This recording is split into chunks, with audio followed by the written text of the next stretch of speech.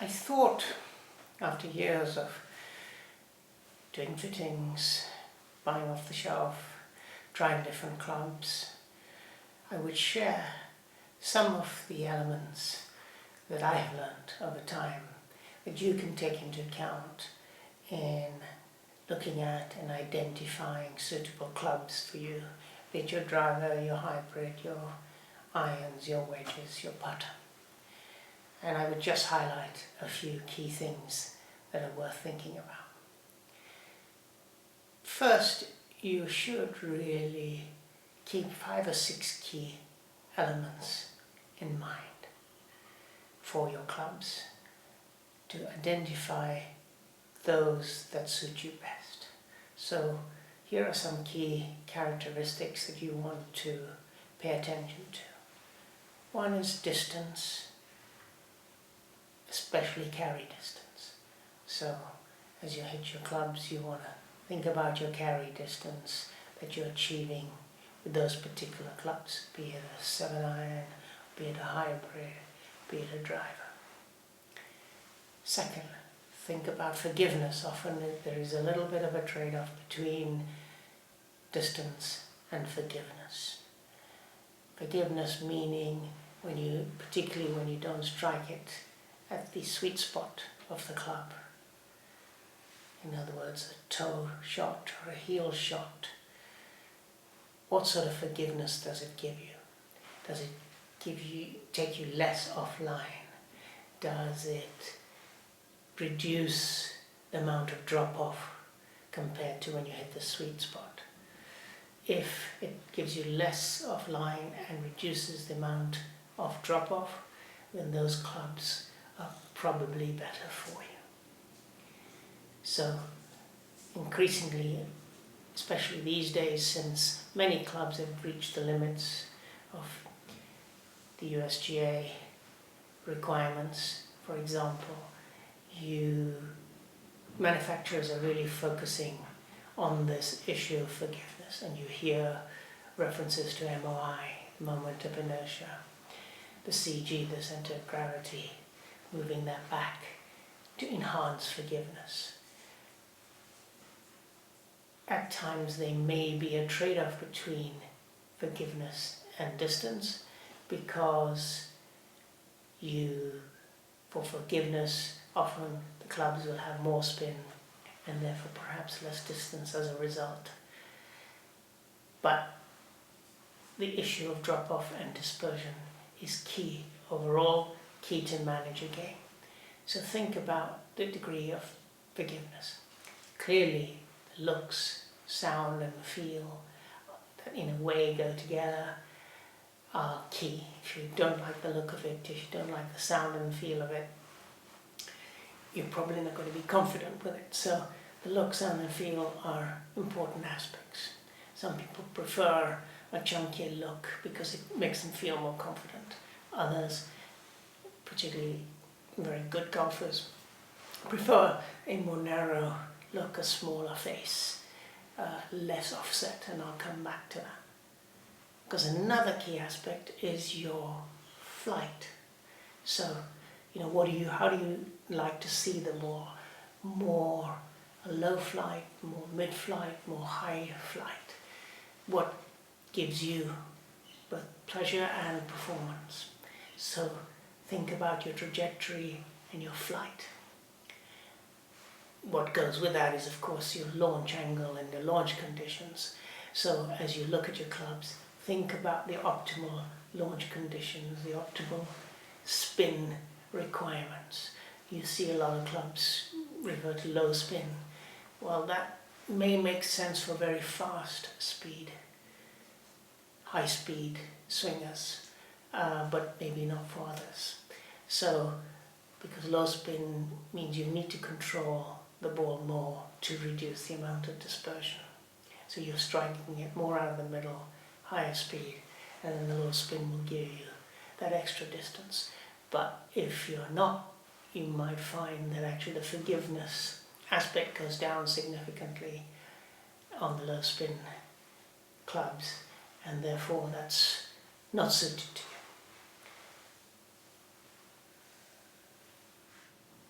think about the offset. You see clubs referred to as draw drivers, for example, or more offset. A lot of clubs have quite a bit, and the general market have quite a bit of offset. Now that's good if you're finding that you are slicing the ball, or you're always going offline, as a slice or as a push, because the offset helps you to close your face and come around. In my case, it's almost the opposite. I hardly ever slice. I tend to come down as a closed face, and so I tend to have a slight pull, so draw drivers or large offset clubs are not so suited to me because actually it exaggerates my pull.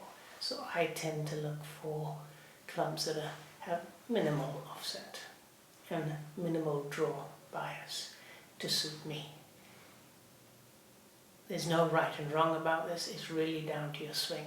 Now you can adjust for that, of course. So once you have a set of clubs you like the look of, feel it's giving you the right launch conditions, the right level of forgiveness, you might find that it is, let's say in my case, pulling slightly as a left-hander to the right, if you're a right-hander to the left. Then you adjust your alignment and setup accordingly, and so you know your shape of shot, and therefore I aim slightly left of target to end up at the target point. Not a huge amount, but just slightly, and that it helps me adjust between my swing and the clubs that I have chosen. Let me for a moment also focus on putters. Putters are not all the same, and your swing nature is different. Some have much more of an arc swing, some are more straightened back. Accordingly, you will find that different putter shapes might be better for you. It also depends on how you like to position the ball.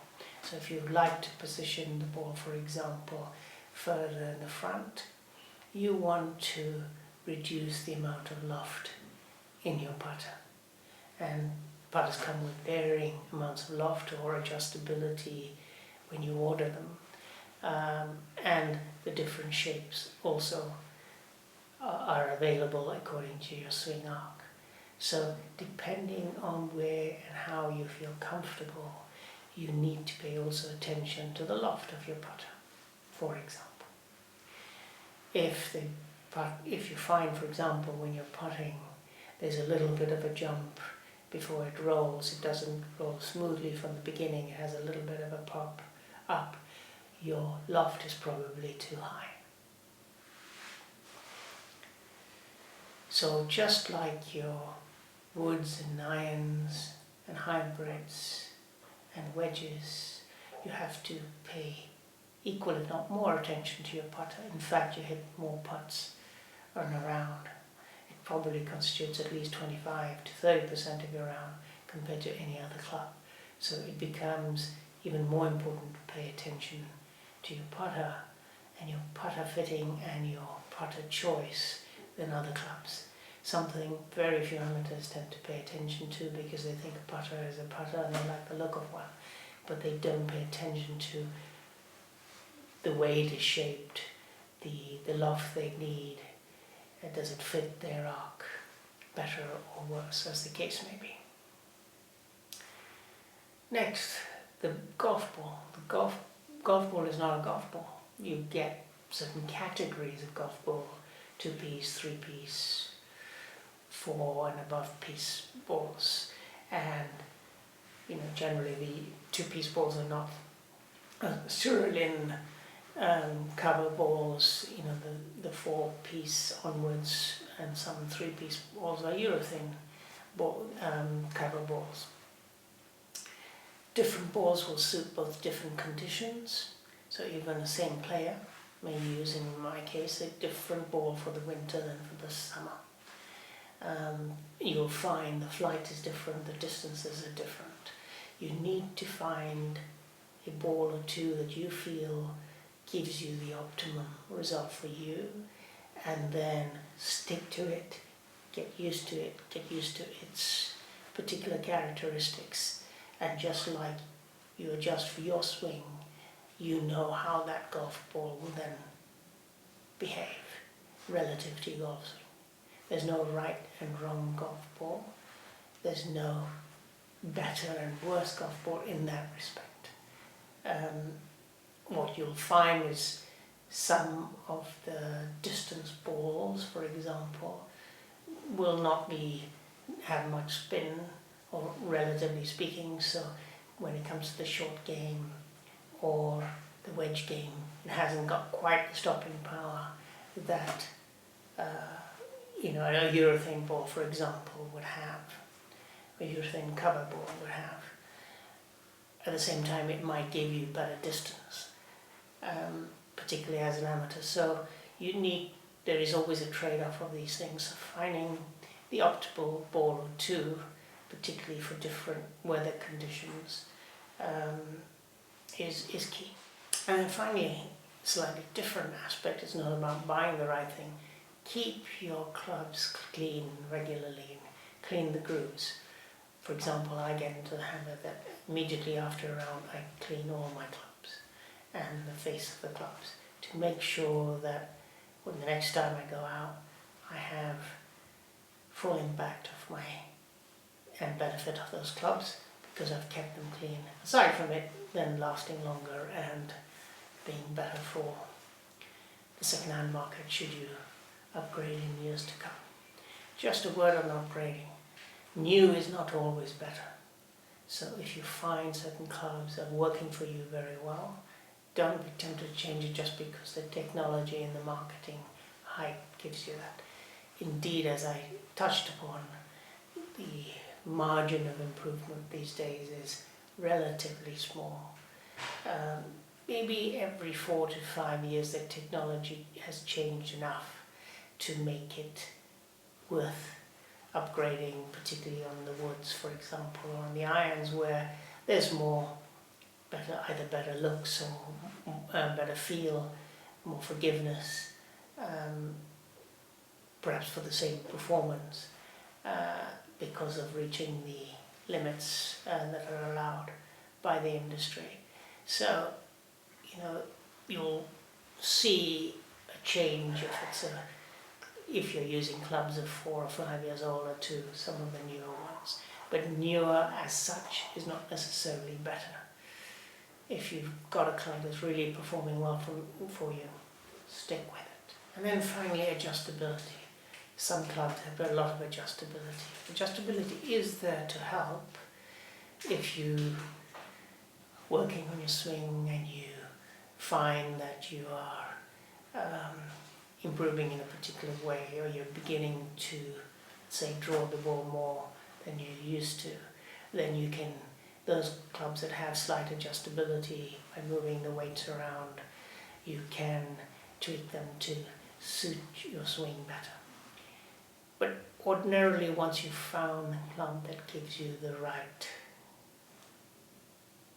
flight, launch conditions, spin conditions, you don't really need to tweak them that much. The only time that you may need to tweak even those, even for the flight of your ball, is if you're playing very varied courses, and in one case there's a lot of doglegs, in another case there isn't, it's a straighter course, and so you want to use either a different club in your bag or in your ownership, or flight it slightly differently to suit that course. But those cases are probably minimal overall, particularly for club golfers and amateurs. So adjustability is there to help, more at the fitting stage and the selection stage, than one that needs to be, and that goes to choice of shafts and other aspects of buying a club, as opposed to once you own it. But essentially go back to those key elements that I touched on earlier of distance, carry distance in particular, forgiveness, launch conditions, spin rates, feel and sound, and of course the looks, which are some of the key aspects that you want to keep in mind as you identify and select clubs, or as you go and get fitted. You should know the things that you are trying to achieve so that you can advise the fitter properly, as opposed to them giving you a standard thing based on your handicap and saying, okay, so you're a handicap, so take this particular club that is chunkier, and you don't happen to like the look of a chunkier one. You can find others that are less chunky that may give you the same level of forgiveness that you need. So already predetermine some of those things based on your experience, based on having had some clubs, based on perhaps your friends and colleagues' thoughts as they've selected clubs and either selected the wrong ones as a result in hindsight, or selected the right ones because they determined the key element that they needed most from their game. See you on the flip side.